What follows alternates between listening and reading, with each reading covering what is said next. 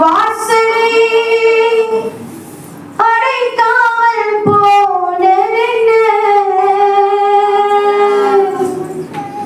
கர்ப்பத்தில் புறப்படும் போது நானும் சாகாமல் போனதென்ன, கர்ப்பத்தில் புறப்படும் போது நானும் சாகாமல் போனதென்ன. அதனாலதான் ஒவ்வொரு நாள் நான் இப்படியாய் கேட்கிறேன். ஆசைகளுக்காய் என் மனதை வீணாய் கழித்தேனையா,